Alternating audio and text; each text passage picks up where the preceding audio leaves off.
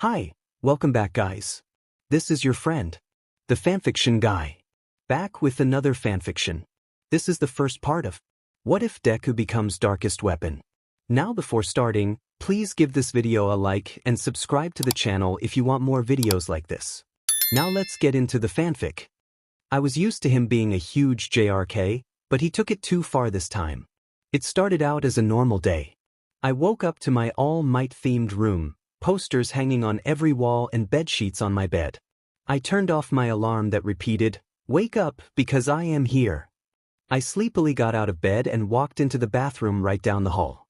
I did what I needed to and got dressed in my uniform. Walking downstairs, I saw a note on top of a lunchbox on the table. The note read, "Izuku, sorry. I have to go in early again. I might be there all day. Dinner's in the fridge and here's your lunch." I sighed. She needs to take a break, I thought to myself as I picked up the box in my bag. Just as I was about to head out the door, I remembered something. Oh shoot. My notebook. I set my lunchbox down and ran upstairs to grab it. It was on top of my desk. I grabbed it, shoved it into my bag, and ran back downstairs. Grabbing my lunch, I dashed out the door. I ran down the streets to school. It was nice outside with people of all sorts walking by. Shark heads, rainbow hair, engines in their backs. People like them were normal. But I wasn't. Those people had quirks. It all started with a glowing baby, then spread. People began to levitate objects, freeze water, and fly through the air. It was once considered luck to be born with a quirk, but now it made up over 80% of the world's population. Not me. I was born quirkless. I entered the classroom and sat down at my usual desk. Opening my notebook, I read it over until I heard laughter. Kaken, I thought bitterly. I tried to hide behind my book. After a while, I heard the teacher talking. "All right, class. I would hand out these papers asking where you want to go, but that would be useless. I know you all want to go to UA," he yelled, tossing some papers into the air. Suddenly, everyone activated their quirks, and the room erupted in noise. It all stopped when we heard an explosion. "Be quiet, extras. We all know I'm going to be the only one that gets in. You all don't stand a chance," Kaken declared. "Bakugo, you JRK," someone shot back. "You're not better than us." "Shut up." Kaken yelled at the class, and they obeyed. The teacher spoke again. "Hey Midoriya, aren't you trying out for UA as well?" "Oh no." The class was silent for only a few seconds before bursting into laughter. "You, try out for UA. You don't stand a chance. He'll get killed in the entrance exam. No. Some villain will just pick him off the streets." It all stopped when a boom shot through the room. We turned our heads toward Kaken. "Deku," he said, drawing out the word. I flinched at his tone. "Sit down, Bakugo," the teacher called. He did so with a grunt, and the teacher continued. After class, I waited until everyone had left. Before I could get out of my seat, my notebook was yanked from my hands. I looked up to see Kaken and his friends staring back, smug looks on their faces. "What do you have, Bakugo?" "His diary." Kaken sneered, looking at the title I wrote in the front, "Hero Analysis for the Future." "You can't be serious. You won't be a hero without a quirk." "Kaken, give it back." I reached for the book, but he pressed it between his hands and exploded it. Kaken." I whimpered. He tossed it out the window. "That's mean." I pouted. He picked me up by my collar and tossed me onto the floor. "What makes you think you can be a hero?" he snarled. I started. "I've always wanted to be a hero since I was little." And, "Shut up, Deku," he snapped. He went to the door but paused before walking through. "If you really want to be a hero, it's simple," he said. "Pray you'll have a quirk in your next life, then take a swan dive off the roof." He didn't move, waiting for my reply. I don't know what came over me, but I said it. I opened my mouth and replied, "Okay." I saw him turn toward me, but I didn't look up to see his face. I stormed out the door to where he threw the book. Now my notes are fish food. I sighed, retrieving my book from the fish pond. I tucked it into a big side pocket to dry, then looked back up at the school, thinking. I wasn't sure if there was a way to the roof.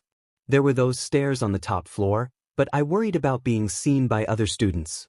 Still, I figured they wouldn't bother stopping me. I decided to wait until the weekend to go. That way, I would only have to worry about the teachers, who should be at home by dark. It was settled. I would go on Sunday night. As I made my way home, I thought about the plan. It was Saturday night now, the night I would carry it out. I snuck under a bridge to avoid being seen. Suddenly, I heard a noise behind me, and before I could react, something covered my mouth. I gasped, and the strange substance choked me. I struggled against it. "You will make a fine meat body," a voice boomed. My surroundings started to fade, and I felt myself weakening. I let my hands fall. The last thing I remember is a booming voice yelling, "Detroit smash," before everything went black. I woke up to All Might shaking me. "Ah, good," he said. "You're awake." "All Might," I exclaimed, jumping up. He nodded. "Now I must be off. You should head home, young man. It's dangerous, as you can tell." He prepared to jump away. "Wait," I called. "I have to ask you something." This was my last chance. If I could get a yes, everything would change. Without thinking, I grabbed onto his leg as he took off. "Figured. Let go," he shouted. "No way," I yelled. "If I do, I'll die." That didn't sound half bad right now. He looked embarrassed. "Oh right." He landed on a nearby rooftop, and I fell to my knees. "My life just flashed before my eyes," I muttered. "That was very risky, young man," All Might scolded. "Knock on the door and someone will come and get you." "Wait, All Me dash," a big puff of smoke enveloped him, and when it cleared, he had transformed into a stick figure. "I imposter," I screamed. "No kid, it's me. This is just my true form," he said, trying to calm me down. After he explained, I sighed. "Oh," I said. "Yep, pretty bad." He sighed too. "While we're here, what did you want to ask me?" I looked over at him. "I am quirkless. Can I still be a hero?" He looked shocked. "Sorry kid. No, you can't. It's too risky. You could become a cop or detective. They are also heroes, just not pros." He got up and walked to the door. "I'll keep the door open. Just come down once you're done doing whatever." And with that, he was gone.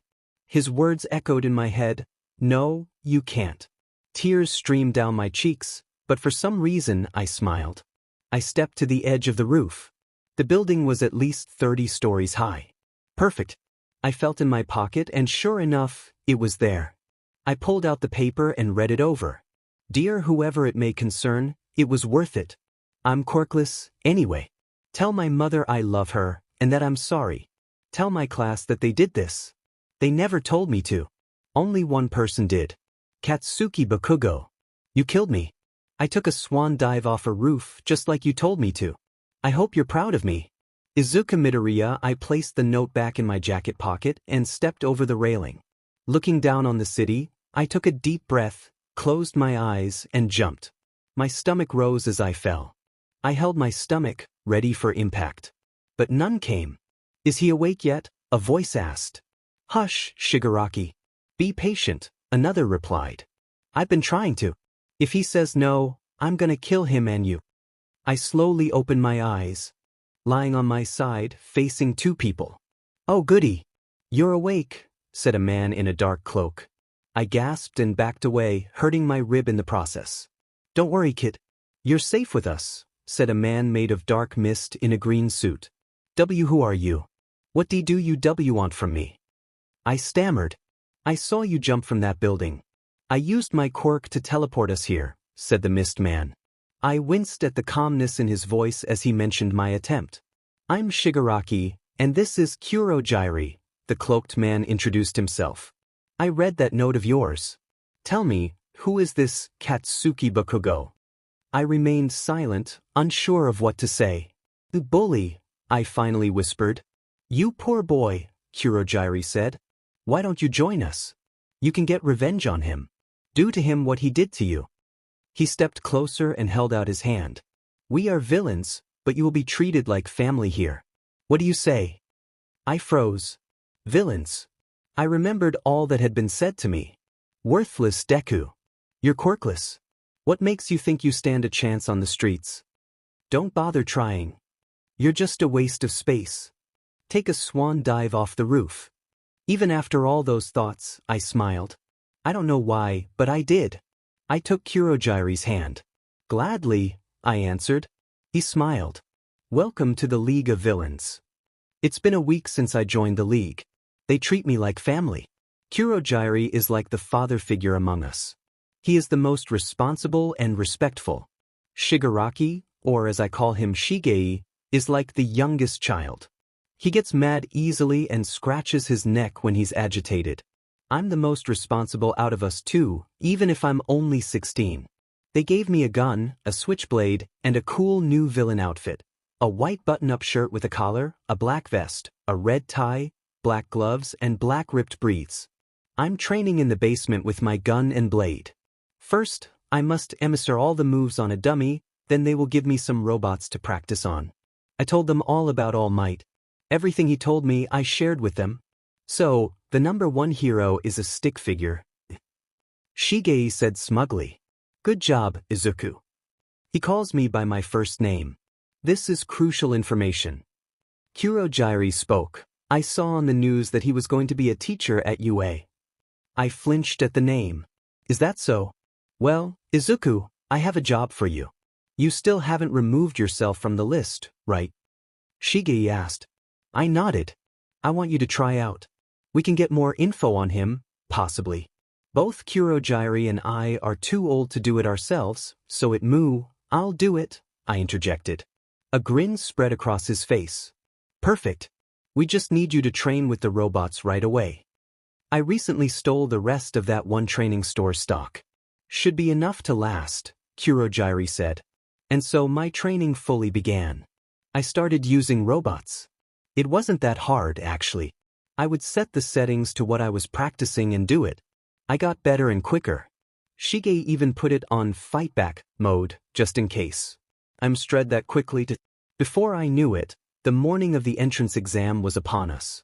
You can do this, Midoriya, Kurogiri comforted me. Remember what I taught you, Izuku, Shigei added. I smiled at my family. Of course. I stepped out the door onto the busy streets. I could barely move around. It was too crowded. I have to go up against this many people. Present Mike called over the speaker. Ready? Gugu. The doors opened, and people flooded in like it was a chaotic race. I joined them onto the makeshift street. People ran in different directions. I ran to a nearby building, latching onto a door, and jumped up onto the roof. I ran across the roof. Where are all those robots? I ran around for a while until I heard Present Mike. Hey little listeners. We are releasing the zero-pointer bots. There was distant ruckus, and I turned my head to the source. Giant green robots were coming from all sides. My eyes widened. I ran again, trying to ignore the fact that they could squish me in a second. I spotted a nearby three-pointer bot and jumped down to it. The robot turned to me and started firing its bullets. I dodged with ease, slowly approaching it. When I got close enough, I jumped onto it, pulled out my switchblade, and sliced through the wires. The robot sparked in protest before falling to the ground, defeated. I jumped off the robot when the ground started shaking. I looked up to see a zero-pointer, looming over me like I was an ant. I turned to run but stopped when I heard a scream. A girl with short brown hair was stuck under some debris. I tried to lift the rubble off of her, but it was too heavy. The zero-pointer was drawing near. I grunted and pulled out my gun. I aimed at the robot's eyes and fired. It stumbled backwards and fell. I ran to the robot and jumped onto it. I climbed onto the neck and crawled into the small space. It was dark, so I had to feel in front of me until I found the wires and started chopping. I chopped 7 times and quickly crawled out. The robot went limp, falling backward. I jumped to avoid being squashed. Unbelievable. Present Mike screamed. A 16-year-old just took down a zero-pointer robot. I wished he would tone it down. Rubbing my ears, I ran toward the girl again. How? She whimpered. I attempted to lift the rubble off her. Once it was high enough, I told her to crawl out. She did, and I set the debris back down. I helped her sit up. You okay? Yeah, thanks. But how did you do that? I have my ways. I turned to the side. Now that I know she's okay, let's take down another robot. I only have 3 points, so I have to who. My muttering was cut off by present mic. Alrighty listeners. The entrance exam has ended. My eyes widened. What? That was it. I couldn't even score more than 3 points. I failed the exam. Damn it. I'm such a failure. Even if the league forgave me, I couldn't forgive myself. I fell onto my bed, feeling miserable. The All Might posters were torn down, and the bed sheets were black. Tears streamed down my cheeks. I curled into a ball, crying until my eyes hurt. Eventually, I closed my eyes and fell asleep. I found myself in a dark room, surrounded by blackness. I attempted to move, but something held me down. The room shifted into my childhood bedroom, just as it was before the League of Villains. All Might posters covered the walls. My bed was smaller too. A memory maybe. Little me was in the room, wearing All Might pajamas. Little Kaken was there too, in a long gray shirt and shorts. You ready, Izuku? He asked. I winced. It had been a while since I heard him say that. Yeah. Little me screamed back. This is gonna be the best sleepover ever. They both got into sleeping bags on the floor. Hey Kaken. Little me asked. Kaken looked at him. When we get bigger, will you be the #1 hero? Because if so, I want to be your sidekick. Izuku no. You won't be my sidekick. Together, we will fight side by side. He told little me. Liar. The scene changed to the school playground. Kaken hung on the monkey bars while I played in the dirt. Kaken, will you always be my friend? I asked suddenly. Kaken let go of the bars and fell. Of course, Izuku. Liar. Another scene appeared. We were in the woods. Young me fell on the path. Kaken came over to help me up. I got you, clumsy kid. Liar. Izuku, honey. I woke up to my mom standing over me, her hand on my arm and concern on her face. You were talking in your sleep. Bad dream. I sat up. Why, I stammered. Okay, sweetie. Mom replied. Try to go back to sleep. You're supposed to get your UA letter. She beamed and left the room. I closed my eyes again, falling into a dreamless sleep. Izuku. I looked up from my notes to see Mom running toward me with something in her hand. As she approached, the object came into view, a letter. It's for you. From UA. I knew I didn't get in. Did they really need to rub it in? She held the letter out to me and reluctantly I took it. Sure enough, the letter had the UA stamp on it. I rolled my eyes and opened it. A small button popped out, showing a hologram. I jumped. There was a man with long black hair and a white scarf around his neck. He looked extremely tired. I am pleased to announce that you have gotten into UA High, he said, lacking energy. My eyes widened. Included in this envelope is your schedule and certification. You need that to step onto school grounds. Izuku Midoriya, you only got 3 points from fighting the robot. However, there were secret points called rescue points. Like the name suggests, we give them to those who rescue someone, like you did. You were the only one who got rescue points. You were the student with the most points. Classes start on Monday. Welcome to UA. The hologram disappeared. I didn't realize I was crying until I touched my face and felt tears. Izuku, I'm so proud of you. Mom cried, hugging me tightly. I can't. I wheezed. Whoops. Sorry, sweetie. She apologized, letting me go. A smile spread across my lips. I showed the others the message. Kurogyri hugged me gently, allowing me to breathe. Shigei did too, but lightly, so he didn't squeeze me too hard. You did good, Izuku, Kurogyri praised. I thanked him, taking a sip of juice. He could have gotten more points, Shigei confessed. Shut up, McCrusty sandwich, I shot back. Kurogyri snorted. That was actually pretty good, kid. I'm proud of you, Shigei reluctantly said. I smiled. Thanks. You'd better start training. The others that got in will be strong, so you have to be stronger, Kurogyri suggested. I sighed. Okay, Mamaguri, I teased, walking away. I heard Shigei snort and add, that's what you get. At least mine was about something good, Kurogiri snapped back, and Shigei fell silent. What a strange family I have. Monday arrived and Class 1A awaited me. The people who designed this place had a sense of humor. A big red one was on the door, and had a window in it. I opened the door and nearly got thrown back into the hallway by an explosion. Damn it. Bakugo was yelling at a tall, dark-haired boy with glasses. Shut up, idiot. I yelled at him.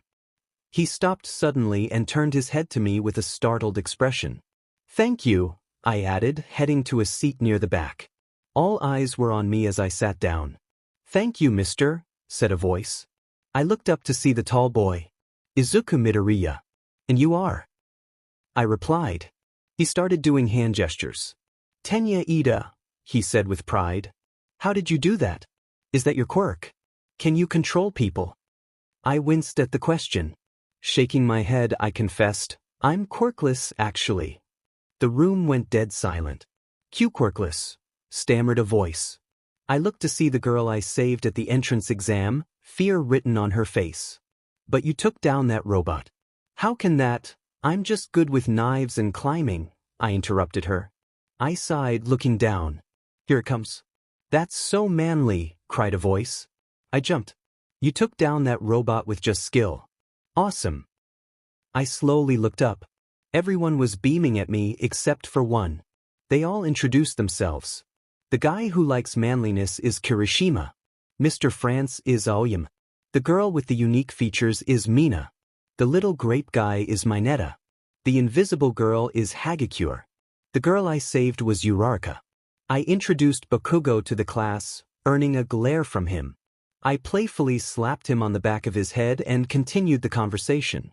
The door slammed open, revealing the man from the hologram. He was laying in a yellow sleeping bag on the floor, looking like a caterpillar. My name is Mr. Aizawa, and I will be your homeroom teacher, he said. Now sit down. Oh great. What wisdom do you have for us, Aizawa of the sleeping bag? I chuckled silently at my own joke as I sat down. Once the rest of the class settled, Mr. Aizawa rolled to the front of the class. Welcome to UA. Time skip brought to you by Uraraka. I sat down at one of the tables at lunch. We were having curry and rice. I ate in silence until I heard footsteps. I looked up to see some of 1A, Uraraka, Hida, Tsuyu, and Todoroki. Mind if we sit with you? Asked Todoroki. No, not at all.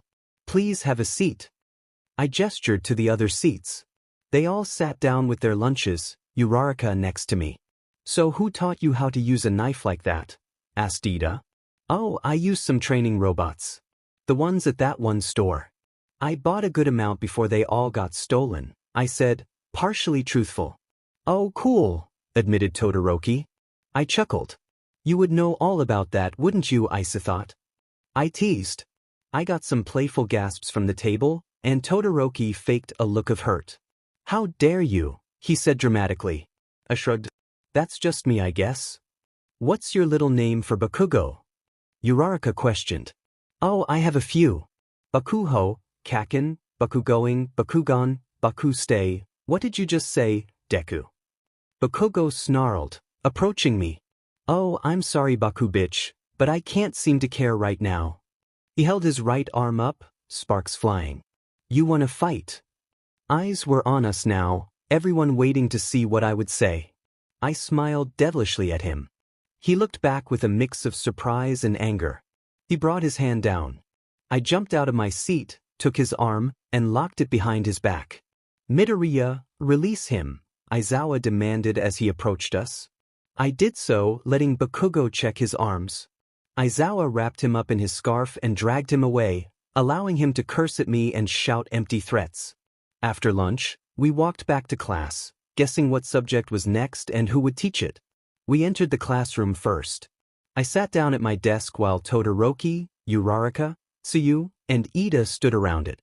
We talked about the most random things until Aizawa walked into the room. Follow me to the changing rooms.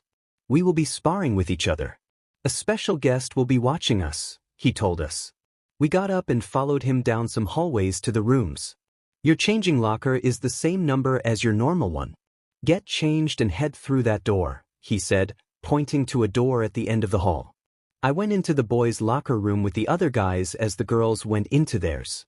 I approached my locker, opened it, and took out my gym uniform. I untied my tie and took it off, feeling the cold air against my bare skin. I shivered. Wow, Midoriya. Look at those muscles. Kirishima exclaimed, admiring my arms. Those abs. Where do you work out, dude? Kaminari questioned. I felt my face heat up from the praise. I hid my face in my hands, and some of the other guys chuckled. Well, just get dressed. We can talk about it later, Ojiro suggested, tossing on his gym uniform. I looked up, nodded, and quickly got dressed. We went to the gym. The class talked as we waited. Kaken. Midoriya. Aizawa called. Bakugo and I looked at him. You two will spar first. Bakugo and I went to the center, and the class settled down. Spar. Bakugo charged in for the attack, starting with a right hook, sparks in his hand. I countered, grabbing his hand and twisting it, not letting go. He attempted to use his left hand, but I countered that as well. The class cheered me on as he made sparks in his hands.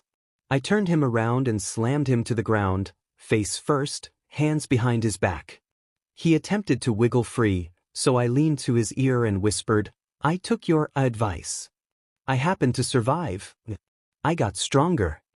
I added one more sentence, putting all my determination into it. Don't try me, Katsuki Bakugo. He stopped trying to get free, frozen with fear, regret, guilt. Whatever it was, I took the opportunity again, this time giving him a hard punch in the center of his back. He groaned. Midoriya has won the sparring match. Aizawa announced. The class erupted with applause. I stepped off of Bakugo and walked to them. Good job, Midoriya. You did awesome. So manly. I smiled. Thanks, guys.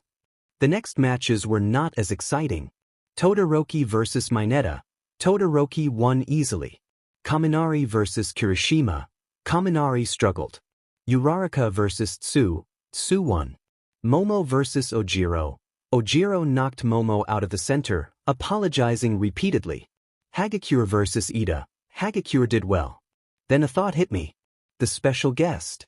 I looked around at the bleachers and froze when I laid eyes on someone, All Might. His eyes locked onto me and we stared at each other. A smug smirk spread across my face. I mouthed some words.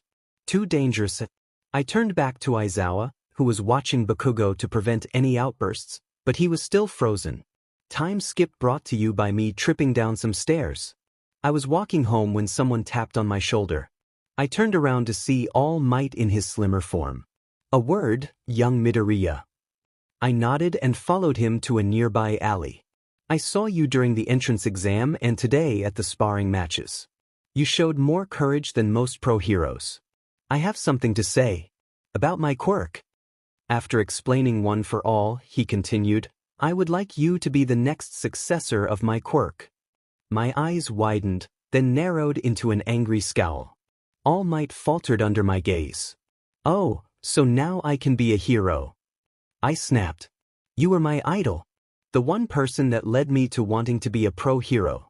And you said I couldn't be one. The thing you don't seem to get, symbol of peace, is that I tried to take my own life. The night you saved me from that villain, I was walking to my middle school to jump off the roof. I took someone's advice. Mr. Young Bakugo, as you call him, gave me that advice. I jumped off the roof you broke me on. I met people that fixed me. They love me for who I am. They didn't crush my dreams. They gave me new ones. They're better heroes than you. So, I won't take your quirk. Find someone else. I stormed off, wiping the tears from my eyes, leaving him behind. I walked through the door to my house. Izuku, is that you? I thought she was working late today. I stepped into the living room. Yeah, it's me. But I saw who she was with. Kurogyri. You didn't tell me you had such a nice friend. Izuku, Kurogyri spoke formally. I would like you to come live with me. With your mom being at work so much, she thought it was a good idea you move in with me. I smiled wide. Of course I will. Let me just go pack my bags. You just need to bring the small stuff. We have an extra room for you with a bed, desk, dresser, closet, and bathroom attachment. Bring the stuff that makes you feel at home." Kurogyari interjected. I nodded and rushed up to my room, ready to start my new life. Living with villains while going to UA was a strange turn of events. "Finally, you're back." I see she was perfectly fine with it. Shigei said, drinking a beverage at the island. "Yes. All it took was Mamajiri's charm," I teased. Kurogyari patted me on the back. "Follow me to your room," he added. I nodded and followed him down a hallway to a door at the end on the left. He opened the door. The walls were painted green with a wooden floor. A bed with a dark green frame sat near the middle of the right wall, covered with a black sheet. Next to it was a nightstand made of sanded wood. A red dresser was on the other side of the room, beside two doors, one of which opened to reveal a bathroom. A dark green desk was against the far wall with a red chair. I could feel tears forming in my eyes. "Are you okay, Izuku?" Kurogyari asked, placing a hand on my shoulder. I nodded, wiping the rain from my eyes. "Do you like it?" I nodded again. It's perfect." I dragged my luggage into my new room. "It's your room, so you can do what you want with it. We just added the basic stuff we knew you needed. Your suit's in the closet. We made like 15 more for you, so it can be what you wear when you're just chilling here. That's what Shigaraki does. Make yourself at home. I'll start on dinner in a bit." He turned to head out the door. "Hey, Kurogyari." He turned back to me. I smiled at him. "Thank you." He smiled back. "Well, I am the one and only Mamajiri. It's my job." He stepped into the hall, closing the door behind him. I opened my suitcase. Inside was my clothes. I grabbed the hangers from the closet and put my shirts on them. My briefs, boxers, and tank tops were already folded, so I neatly placed them in the dresser. Next was my bedspread, a dark green comforter with a black blanket. I softly laid them on my bed. Then came my weapons, which I attached to a belt for easier carry. I closed the belt and hung it on the side of my bed frame. Lastly, I set my notebook on my desk. I should put on my villain outfit. The only time I had used it was to try it on. I changed into my outfit, gloves included. Strapping my weapon belt on my briefs, I went out to the bar. "Looking good, kid," Shigei complimented. "I'm glad to see it fits you," Kurogyari added. I suddenly realized something. My hero costume. They looked at me, concerned. "We have to turn in the forms so we can get our hero costumes made." I rushed to get my notebook, the one I doodled in. I tore out the hero sketches I had made when I joined the League of Villains. I ran back into the bar and sat on one of the stools. Kurogyari set some apple juice in front of me. "What do you want the theme to be?" he asked. "Something like my villain outfit, dark, intimidating, and with something to cover my face." I started doodling ideas. After I was done, I admired my work. Perfect. I was sitting at my desk, pulling out my headphones and phone. I was early, so I was alone. I popped them in and listened to my favorite song, quietly singing along with the lyrics. "So manly." I jumped at the sudden voice. Looking up, I saw Kirishima and Ida standing there. "You have a very good voice, Midoriya," Ida exclaimed, doing his hand chops. "What, is that some sort of exercise for him?" "Why you think so?" I questioned, my face heating up. "You should sing to the class one day," Kirishima suggested, shedding a manly tear. My face was on fire. What? "No, I could never. Can you sing another song at least?" Kirishima asked, hope in his eyes. I nodded. "Maybe after school." "Awesome.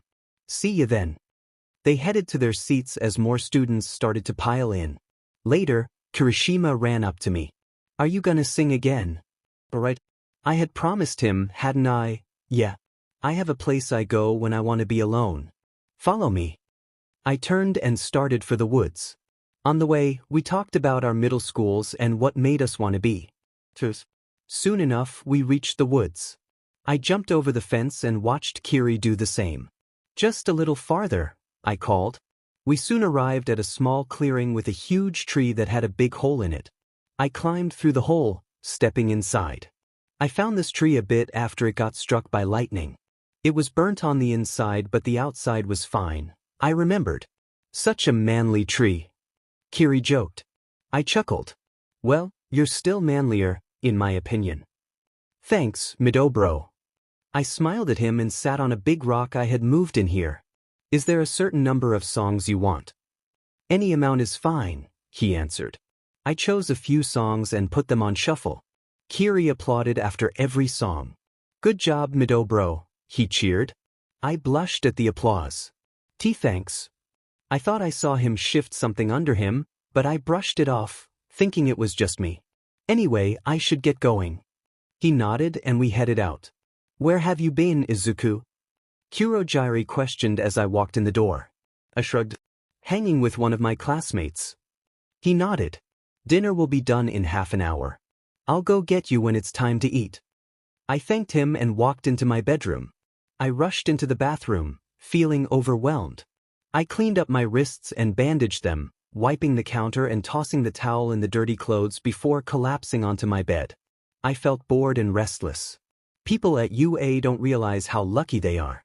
I think Izuku would have been a villain if the League had gotten to him first. Let me explain. He has faced rejection, abuse, and trauma, yet he still became a hero. If the League had known about his struggles and reached him before All Might, they could have convinced him to turn to villainy. If he had gone down that path, many things would have been different. Eri would still be trapped, Muscular would still be loose, and Koda would still distrust heroes.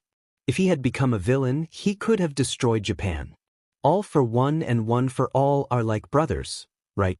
One for all can be passed down, but what about all for one?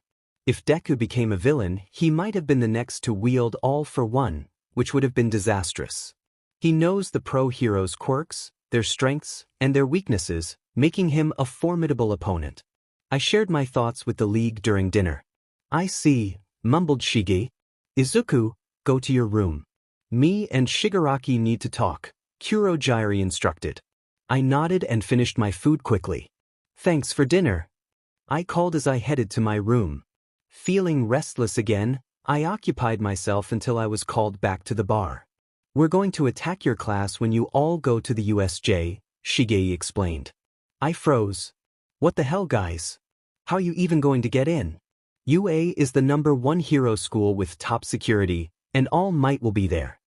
Izuku. Kurogiri called. I looked up, tears forming in my eyes. I looked down in defeat. I don't want you guys to get hurt. We won't get hurt, kid, Shige tried to calm me. Just play along with what happens. We won't hurt you, but we need it to look like we are trying. I want you to act as if you're attacking us. No, I exclaimed. You don't understand, Shigaraki. You could die. How could I bring myself to attack you after all you've done for me? They stared at me in shock. If you don't want to hurt us, that's fine, but we need to make it look real, Kurogiri explained. As for getting in, my quirk allows me to teleport us in without being detected. Just act like we told you none of this and do what the teacher says. I took a few deep breaths and nodded. I'm still not going to hurt you, I added, turning to go into my room. Later, I sat down at my desk and flipped to the page about All Might in my notebook, adding everything I learned about him. I jumped back onto my bed, feeling bored again. I rolled up my sleeves and looked at my bandages, which were stained. I changed them for fresh ones and lay back down, hoping to get some sleep. That night, I dreamed about taking revenge on Bakugo and All Might. It was a vivid dream, not a nightmare to me at all. Bakugo still hasn't spoken to me. He's been acting strangely, giving me odd looks and flinching when I talk. I don't know what's up with him, but I couldn't care less. I was walking home when I was suddenly pulled into an alleyway. The person who did it slammed me against the wall. I looked up to see Bakugo, a mix of anger and confusion on his face. What happened, Deku? He asked. I grinned. Not yelling for once, huh, Bakugo? He flinched at his name, still not used to not being called Kaken. And what do you mean by that? He demanded. What happened to you? I tilted my head innocently. You used to be a weakling who couldn't stand up for himself.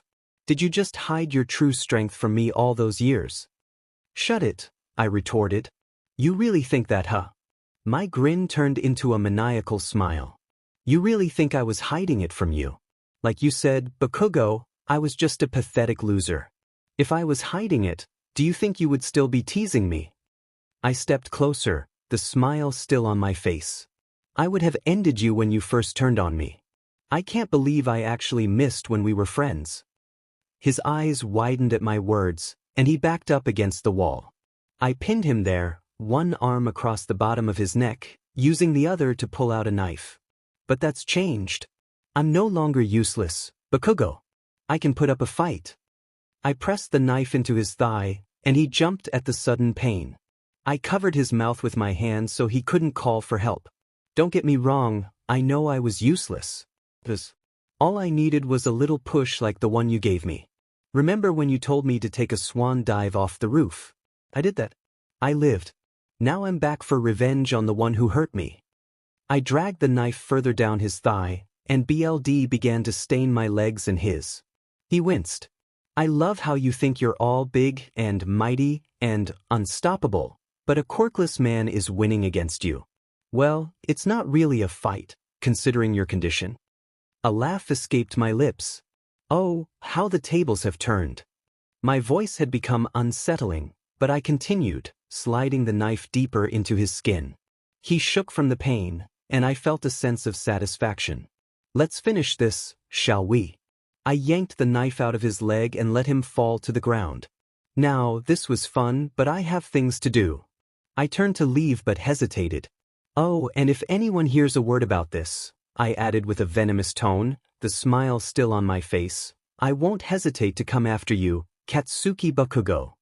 I headed for the bar, hiding my knife and leaving Bakugo behind. It was near dark, far from UA, so no one could have seen us. How good it feels to be a villain. As I opened the door to the bar, Shigei looked at me, concern in his eyes. What happened to you? Kurogyari got up from where he was sitting. I'll go get some bandages. No need, I told him. He and Shigei exchanged puzzled looks. I may or may not have stabbed Bakugo in the leg. I confessed slowly. I braced for their reaction. Goddamn kid. Shigei exclaimed. How did you manage to get the BLD of Boom Boom Boy? I shrugged. He took me to the alley and asked me something. I just did it. Kurogyari brought me some juice and sat back down. You can take that to your room. Just bring the cup back when you're done. I nodded and headed to my room to take a shower. It was time to go back to school. Entered the classroom, and Ida rushed to me.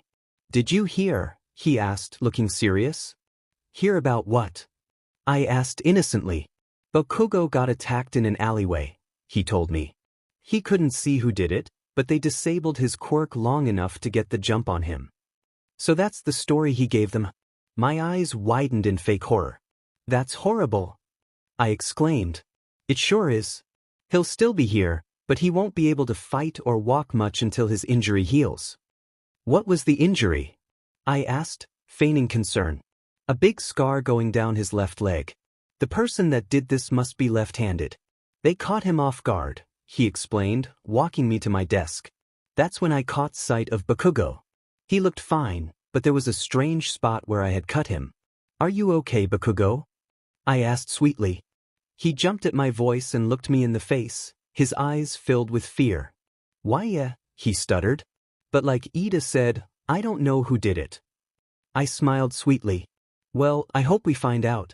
And I hope you get your strength back. He nodded and looked down at his desk again as I retreated to mine. I had been thinking about the implications of quirks and their origins. Could Deku's quirk be taken away by a quirk-taking bullet? A quirk is part of your DNA, but since Deku's quirk was passed to him, it might not be technically part of his DNA. He was never born with a quirk, and BLD is part of your DNA. Mirio's quirk was something he was born with, and it was taken away from him. But when Deku activated his quirk, those glowing red lines all over his body made me wonder if they were related to his BLD. All might mention that Deku had to ingest his DNA to receive one for all, which could mean it was added to his DNA. Aizawa could disable Deku's quirk, but it doesn't have to be in his DNA to be taken away. If I'm wrong, couldn't he just eat more of All Might's hair to get it back? Then there was the question of Inko's quirk. Her ability allows her to float small objects towards her, but how small can she go? Atoms make up everything, including humans. Could she use her mind to make people disappear? There's no evidence to support this, so it remains a mystery. Another theory I heard was whether Izuku was born with a quirk. Some speculate that All for One could be his father. If this were true, it could explain why Deku might not have a quirk. All for One has the power to take and give quirks, so he could have taken Deku's when he was a baby. We don't know if Deku could be born without a quirk since we haven't seen any relatives without one. I also wondered if Deku had a hard-to-spot quirk. He can analyze others' quirks, remember their drawbacks, and strategize in fights. What if his quirk was something like hyperanalysis? Maybe it was just so rare that it went unnoticed. Then there was the thought that some of us might have hidden quirks. I only have one bendy toe, but it made me wonder. I had bullies at school, and sometimes I just wanted to stand up to them. I realized I was only 11, almost 12, and these thoughts were overwhelming. I think it's time you killed for the first time. I stood in shock at Shige's words. It. I stuttered. You heard me. With what you did to that Bakugo guy, you should be up to the task. A smile spread across my lips, and I saw him slightly falter in his seat. I would be glad, I sneered. He handed me a black bandana. Use this to cover your face and maybe your hair if you want. There's this cop guy who's been almost able to catch our trail. He got up to the door last night. I need you to take care of him tonight. I nodded and went to change out of my uniform. Could I be any happier to confront someone? No, I couldn't. It was time. I hung from a window above the door, waiting. Finally, he showed up in a police uniform, short black hair not touching his ears. He approached the door and knocked. Bad idea, punk. I pounced on his back. He grunted as he hit the ground and reached for his walkie-talkie. I yanked it from his hands and tossed it against the wall, where it shattered. Don't try to call for help, I sneered, but it slipped out. He turned to look at me, his eyes pitch black. A wave of uncertainty washed over me. I slammed his head back to the ground, and the feeling of hesitation faded. He has to be able to see me to activate his quirk, huh? I took out my knife and stabbed him in the middle of his chest. He groaned and struggled to break free, but I had him pinned down, unable to move his hands or legs. I yanked the knife out quickly, and he groaned even louder. I stabbed higher, closer to his neck, and he coughed up some blood. Holding the knife to the front of his neck, I covered his mouth with my other hand, using my legs to keep his arms down. Don't try to resist. I sliced his neck, and I heard him scream under my hand. With a merciless smile, I pressed the knife to his head and shot it through. His body slumped, and he went still. My job was done. I pulled the knife out and wiped it clean before opening the door. Kurogiri was cleaning a glass while Krusty sat on one of the stools in front of him. They both turned to me, and I noticed the blood on my clothes. Mist looked almost frightened, while No Chapstick sat up. I can see it was a success, he said. I nodded, taking off my mask. Tell me, how did it go? Did you like it? How did it feel? He approached me, and I recounted the story, slowly undressing as Kurogiri went to fetch me some pajamas. Yes, I liked it. And it felt. I searched for the right word as I slipped on my shirt. Like I was a real villain. Well, it was a good practice run, but he seemed easy. Pro heroes will be much harder. You need to keep practicing, Shigei added smugly. So, I need to keep killing people? I questioned teasingly. He nodded. Once a week for now, then we'll add more as you get stronger, Kurogiri noted, warming up some chocolate milk to celebrate. I reached for some cups on the top shelf but couldn't reach them. My short legs, I muttered, jumping to grab them. To hell with it. I climbed on the counter, keeping my feet off of it, and grabbed some cups. The guys chuckled as I got down, almost losing my balance. What, will you need us to help you get higher stuff if or when you move out? Shigei teased. I flipped him off as Kurogiri turned off the cooker. Shut up, handyman. And that's how my night went. Shigaraki and I tossed insults at each other while Kurogiri tried to mediate. Still, we all enjoyed our hot cocoa. Being a villain isn't so bad after all. I killed one person per week. After dark on Saturdays, I would walk around town to find an unsuspecting victim. When I found one, I would cover their mouths and eyes and drag them to the nearest alley, pinning them down and removing any means of communication. I had a plan for each kind of quirk. My gun was made by a friend of the League whose quirk allowed them to make any object silent forever. They made the gun silent so no one would wake up from the noise whenever I used it.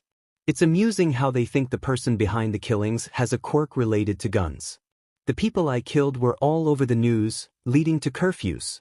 Still, small-time criminals and teens sneaking out provided me with opportunities. This time, I chose a different victim than the one I attacked first. As the nights grew colder, fewer people were out. I wandered around town when I heard shuffling.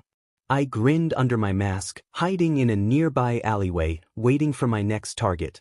When they passed, I grabbed them by their hoodie and slammed them to the ground. The person struggled to get free.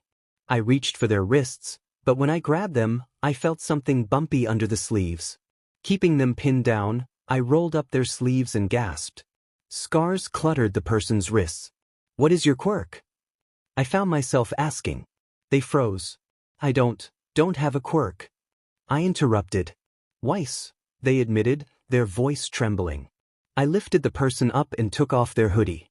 She had long, dark brown hair in a ponytail, and her gray eyes were filled with fear. A note fell out of her pocket.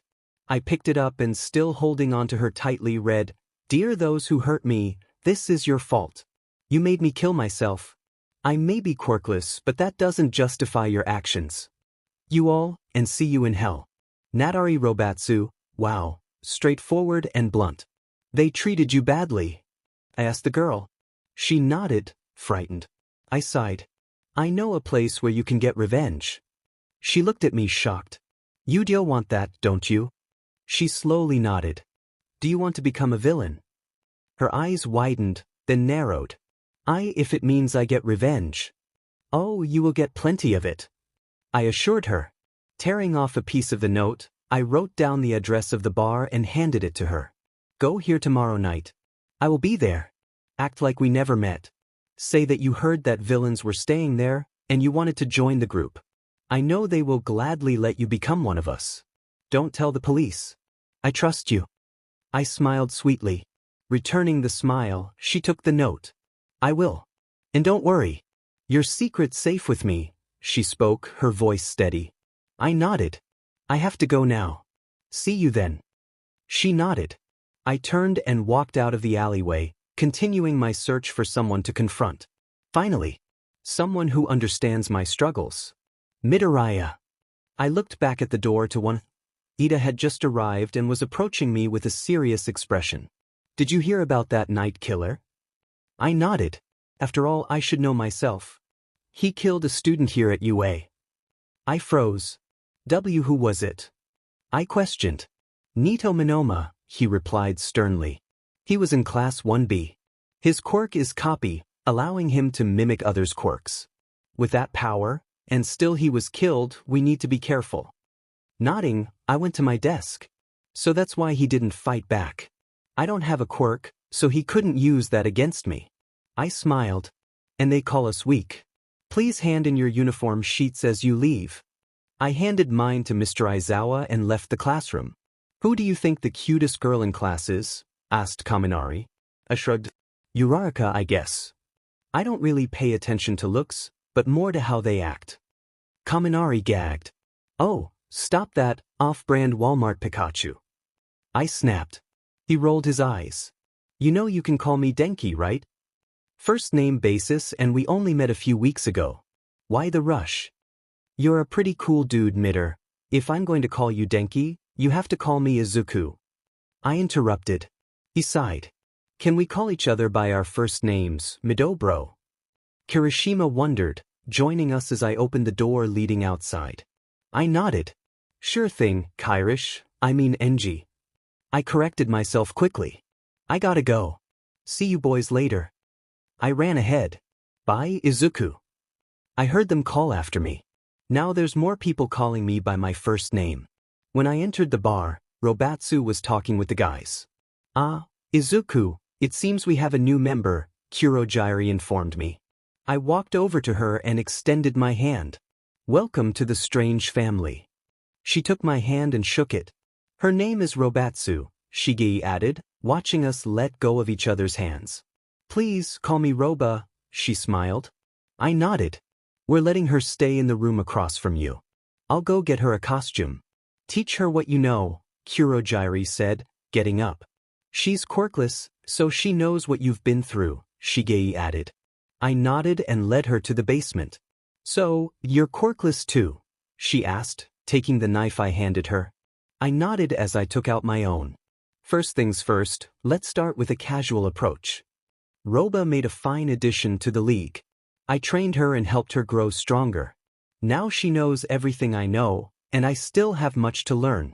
We trained together in the basement every day with the robots, learning to attack and keep our enemies off balance. While practicing throwing our knives, she asked me, "Hey Deku." I turned to her, blindly throwing my knife. The knife hit the robot I was using square in the face. Good job. Can I ask you a favor?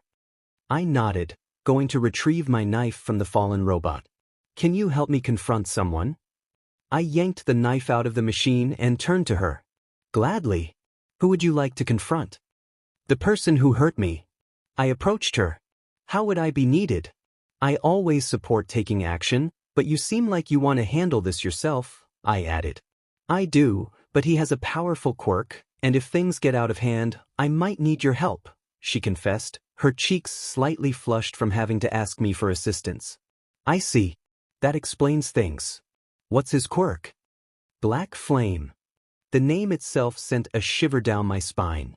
His flames are dark and can burn concrete. I've seen it. Sounds intimidating. She nodded. It is. I'll have to think of a plan. Tell me, does he start with a left hook, right hook, or is it random? I questioned. She looked at me as if I were crazy. Well, I might just be, so I don't blame her. Roba showed me to his house. It was small and looked like a nice place to settle down. With darkness upon us, it was hard to see the color or any other features of the house. This is it, she said. I jiggled the doorknob. Locked. That's understandable, I added, feeling a bit ashamed. I walked to the back of the house and looked up at the windows. There's a light in that window, and it looks unlocked, I said, pointing to a window on the top floor. We jumped up and I forced the window open, allowing us to slip inside. It looked like an office. Who's there? Called a deep voice. Mask down. You want him to know it's you, I whispered, and she complied. I jumped to the roof near the door just as it opened. A man about the same age as me and as tall as Bakugo tossed the door open. Robatsu, what do you want? He demanded, approaching her. I saw her hand shift toward her knife. Revenge, she snarled, then pounced. They fell to the floor. You think you can get away with this? He raged, his hand igniting in a dark flame. He brought his fiery hand close to her face, and she screamed, stabbing him in the stomach and falling off of him. He groaned in pain and got up. It was my turn. I dropped down onto his back, making him land with a thud on the floor. What in the name of hell? His other hand ignited and reached for my face. I grabbed his arm and pinned it to his back. He screamed in agony. Can he not stand his own flames? I figured he could only withstand them on his hands. He reached for me with his other arm, but I countered again. With him being immobile, I looked up at Roba. She had one eye open while the other had a nasty burn. Would you like to do the honors? I asked. She nodded and grabbed my knife from my hand. She pulled him up by his hair, looked him in the eyes, and held the knife between his eyebrows. I'll see you in hell. And with one move, he went limp beneath me. Roba yanked my knife out and handed it back to me as she dropped his head, and I got up. I went to the window while she turned the corpse over to grab her own knife. You ready to go, murderer? I teased. She looked at me, nodded, and climbed out the window.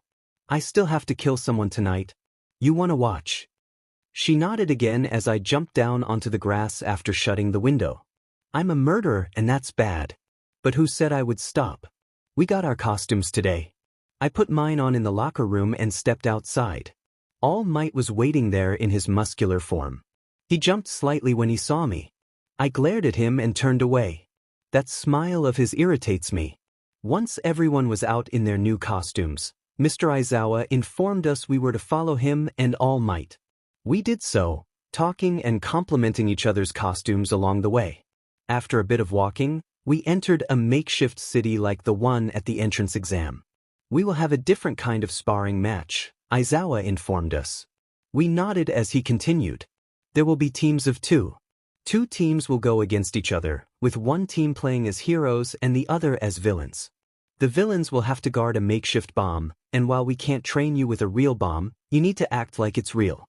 For the hero team to win, they must touch the bomb or render it useless, while the villain team must protect the bomb from the heroes until time runs out. A team can also win if they incapacitate the other team. Recovery Girl is on standby just in case that's the route someone takes. He looked straight at Bakugo when he mentioned someone, and a smile formed on my lips. Here are the teams. First fight. Midoriya and Shiro on the villain team, and Azui and Ochako on the hero team. Second fight. Todoroki and Shoji on the villain team, and Kaminari and Kirishima on the hero team. Third fight. Aoyama and Ishido on the villain team, and Ojiro with Hagakure on the hero team. I didn't listen to the rest. Since Bakugo can't fight, he's going to stay and watch, and Ida offered to drop out so the teams would be equal. After all the teams were chosen, Shiro approached me. So, what's the plan? He asked hopefully. Well, I started, with Tsu's tongue and Ochako's quirk, they have an advantage. What they're likely to do is have Ochako make herself or other objects float as Tsu tosses them around, so we need to keep an eye out for flying objects. But you also have an advantage, Midoriya? I looked up at a concerned Shiro. You were muttering. Oh, sorry, my bad. I scratched the back of my neck. You're fine. What were you saying? I was just thinking that with the girls' quirks, they have an advantage. Ochako can make things fly, and Tsu can use her tongue to direct them at us, so we need to watch that. But with your tape, we can fling the objects back at them. Well, now that I think about it, they would expect that. I know. I pointed a finger in the air. Ochako's drawback is stomachaches, so when she can't float anything else, Tsu will be slower at attacking us with objects. She can't use them if she can't see any. He nodded along with what I said. But what about her other perks? I put my hand to my chin in thought. Tsu's quirk also lets her stick to anything and jump high. Then there's the fact of her using her tongue on us as well. She will likely try to jump at us once Ochako can't do anything else. And then Ochako will be willing enough to crawl to the bomb and touch it, so one of us will have to keep an eye on her as well. Tsu can also climb up from anywhere if she gets out of our sight. I explained our plan to Shiro, and he thought it was a good idea. They won't know what hit him. He reached down to give me a high five, and I gladly took it. Then we both said at once, "Let's do this." It was time. We were placed in a big building. The heroes waited for the signal to enter while Shiro and I moved in. Step 1 was underway. We ran around the building and sealed several doors with Shiro's tape. This would confuse the heroes into thinking one of them led to the room with the bomb, as they didn't have a map and didn't even know what floor it was on. He sealed the doors tightly so they would have to use nearby objects to break them down. On the second floor, I entered a room and he sealed it behind me. It looked like an office. I climbed and waited above the door, just like I had done in the past. Shiro finished sealing the doors and communicated with me over the earpieces we were given. I got the doors sealed. The bomb room is extra hard to get into, I made sure of it. But now we just wait. I heard the horn go off for the heroes to enter. They're here, I informed Shiro. Gotcha. And we began our wait. I made sure Shiro blocked off random hallways as well. Of course, bro, he reassured me. Just then, I heard a loud ripping sound from the first floor and a disappointed voice. I couldn't make out what was said or who it was. They found the first trap, I told Shiro. Another rip followed. They seemed to be opening each door. Just as planned. More sounds came from below as they approached the stairs. Almost to my floor. Hope they fall for it, Shiro said, sounding worried. Don't worry. This tape is extra thick. That would look suspicious, wouldn't it? A rip sounded from the next room over. They're approaching, I whispered into the earpiece.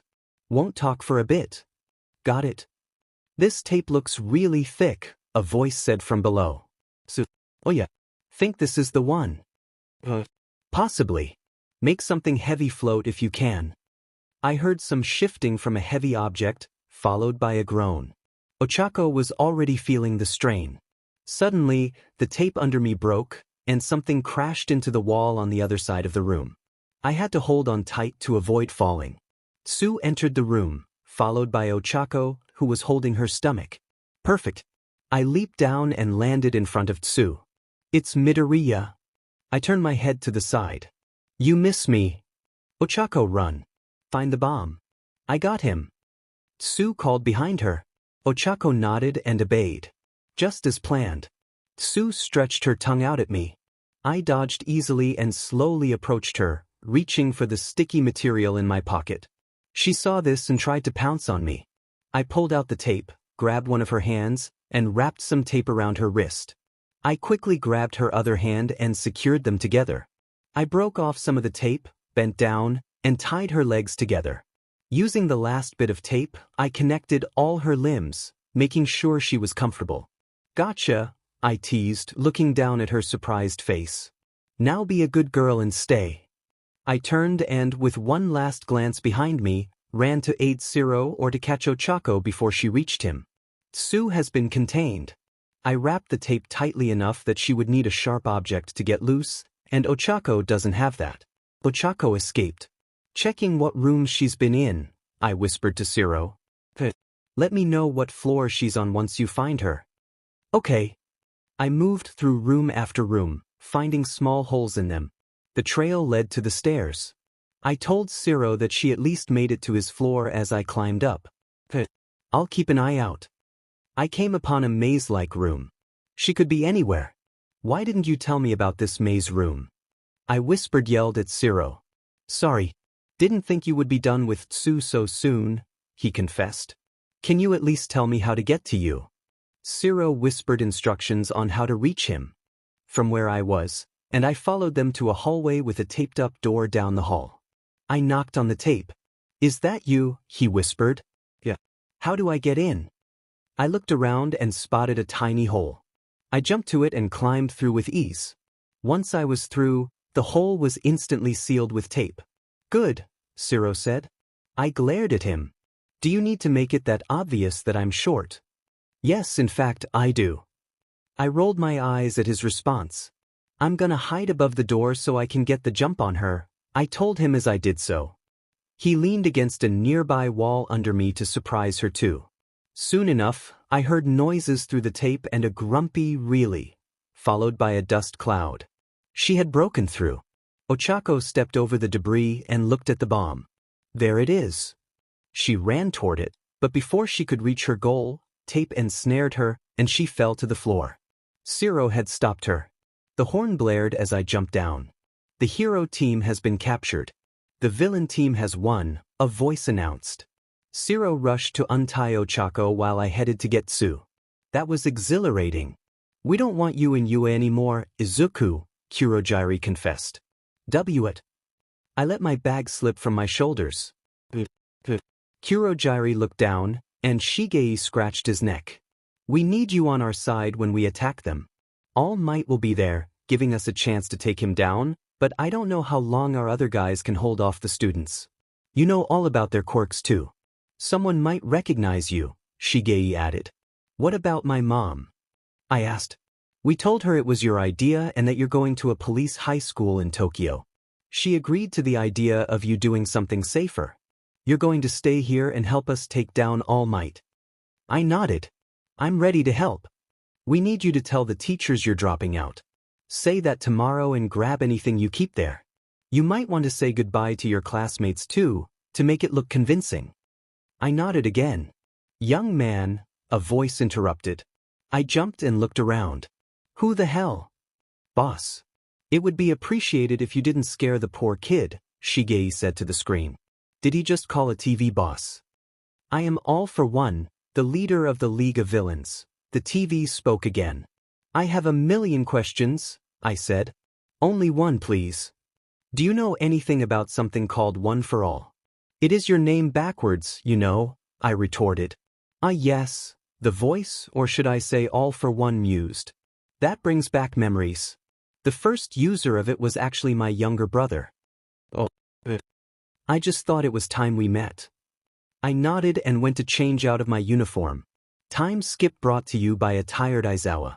I have to drop out, I told Aizawa. He looked almost shocked. I decided it would be best to become a police officer. Less dangerous and more fitting for a quirkless teenager. I'm moving to Tokyo to attend a police high school. He nodded. I understand. I'll inform the principal and get a replacement for your spot. Say goodbye to your classmates and pack your things, he instructed.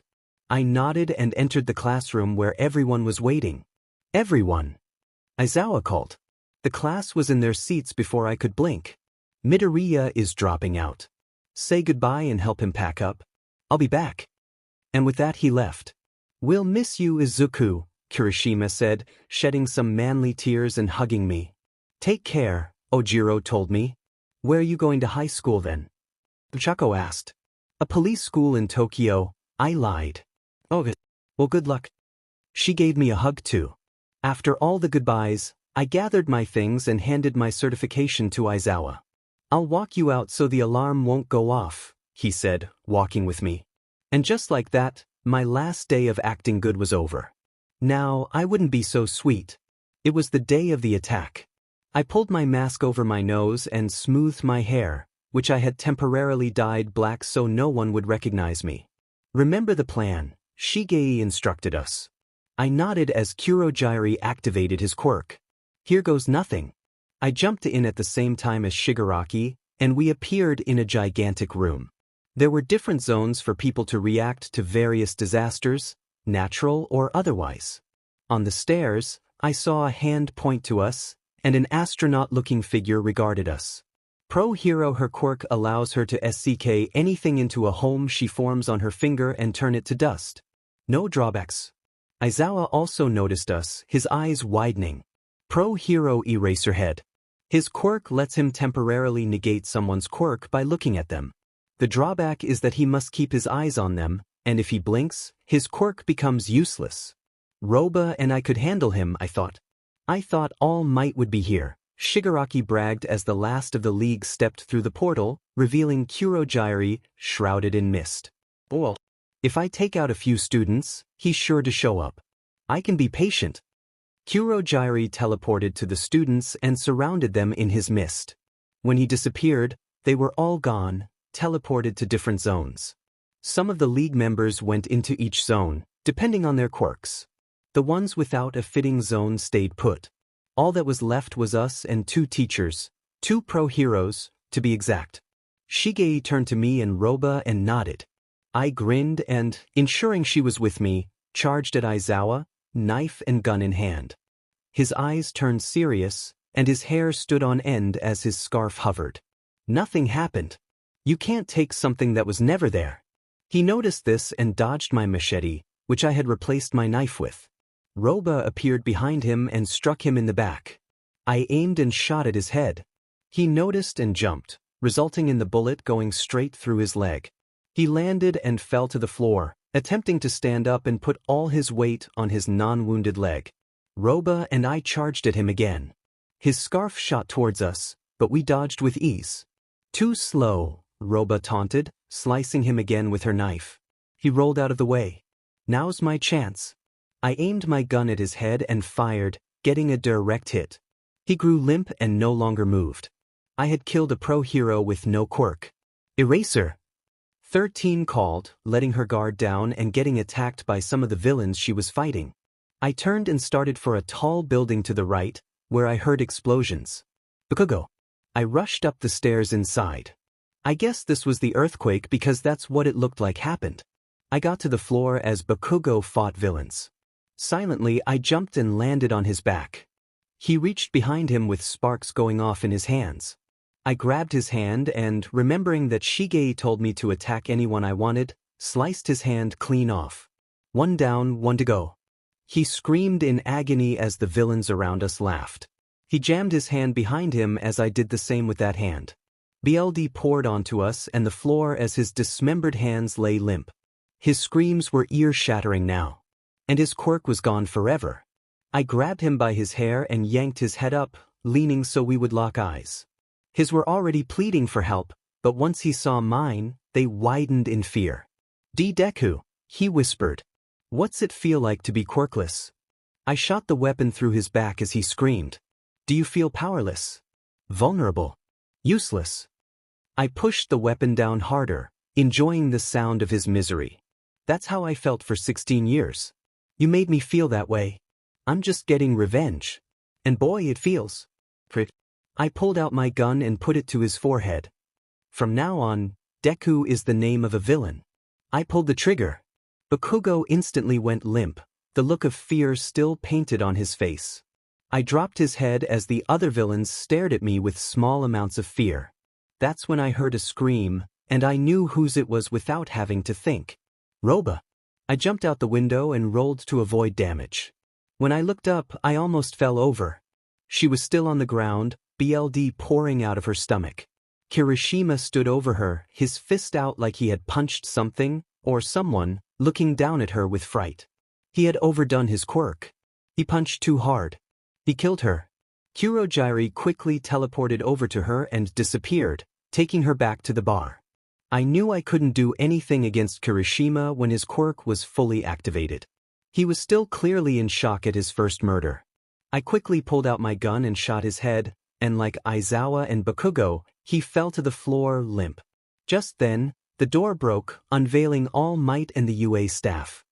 There he is, called Shigaraki as Kurogiri reappeared behind him. The man of the hour. Took you long enough. One of my guys already took out a pro hero and a student by himself. Quite impressive, don't you think? And his quirk isn't even physical. How about that? I knew he was talking about me, and I was glad he lied to them about my quirk. Anyway, let's bring in your challenger. Come on out, no. The beast appeared out of Kurogiri's portal. I felt a tap on my shoulder. I turned to see one of the villains. Shigaraki said he wanted you to leave when the Nomu came out. I nodded and ran to Kurogiri. He saw me coming and let me through before he shut the portal. There I was, alone in the bar. Just to be sure, I got up and rushed to Ruba's room, but when I got to the door, there was a note that read, Izuku, I'm sorry, but Robatsu didn't make it. We can bury her when we get back. I'm so sorry. I know you two were close. Kurogiri. My lip quivered as I read that. Didn't make it. I felt tears go down my face as I fell to the floor. I'm sorry, I murmured. I'm sorry. I'm sorry. I'm sorry. I repeated that until I couldn't cry anymore, my eyes puffy.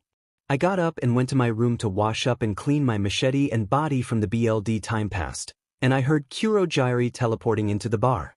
I rushed from sharpening my knife to greet them. On the way, I had to pass Ruba's room, bringing tears all over again. The boys saw me, and Kurogiri gave me a tight hug. I didn't care that I could hardly breathe. It felt nice. Shigaraki put his arms around me, too, leaving one pinky on each hand up so I wouldn't disintegrate under his touch. I'm sorry, Izuku, Kurogiri said. I did what I could, but she's gone. It's okay, Giri. It's not your fault, I sniffed slightly as they pulled away. So, did you kill anyone else? Shigaraki asked, attempting to change the subject. I nodded. Bakugo. Well, good for you, kid. Shigaraki exclaimed. You got revenge on that BSTRD. I'm proud of you. He patted me on the back, keeping one finger raised. You should get some sleep, Izuku, Kurogiri advised. But I want to hear what happened. I pouted. Nothing really, Shigaraki sighed. The Nomu was defeated. All Might threw him out the window. Now, like Kurogiri said, off to bed. He can bury Roba first thing tomorrow morning.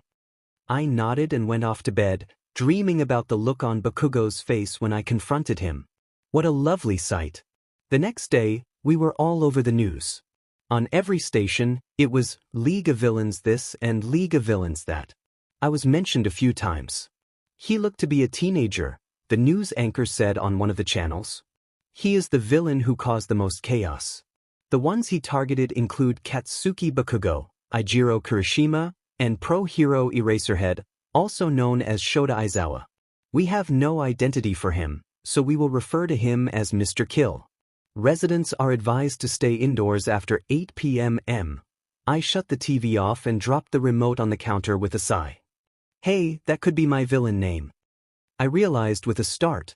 I thought you were already Deku, Shigaraki said. How about, I can be Deku, I guess. They both nodded in response. I smiled. I'm going to go to bed, I said, yawning as I got off the stool. The boys bid me good night, and I stumbled into the room to get dressed. I picked out just a pair of shorts. Once I was ready, I jumped onto the bed and fell asleep. I was surrounded by darkness.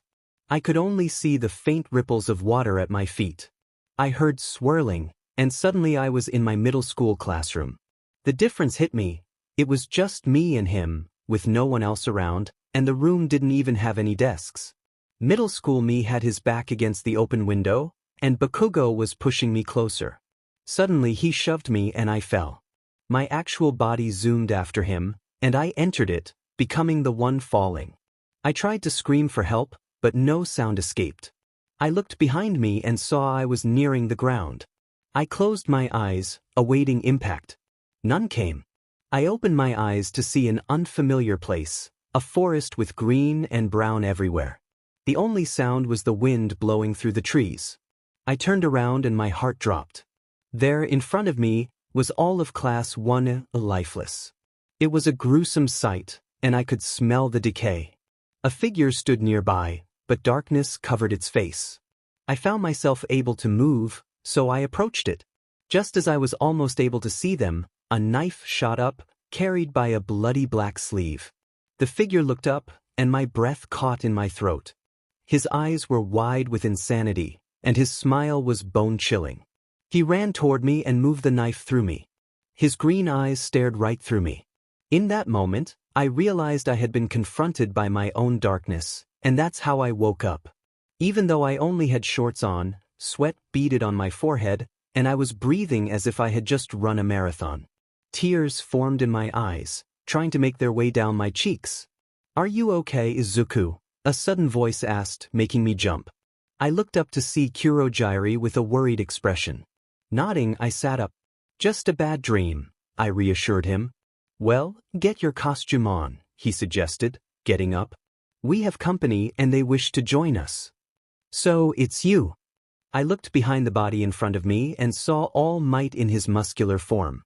A smirk spread across my lips. "They kill at your service," I said, bowing low. My mask altered my voice, so he couldn't tell he had met me before. "I will bring your reign of terror to an end." I rolled my eyes as I reached for my knife. "Sure you will."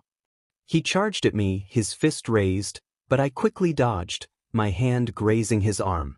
A small spot of red light shined where our skin made contact. What in the... Flashback time. All for One stood before me, looking my direction. "I got your message," I said, lifting up the paper. "Meet me in the alleyway by the new soba shop." "What did you need?" He approached me. "I have an offer to make." This intrigued me. "I'm listening."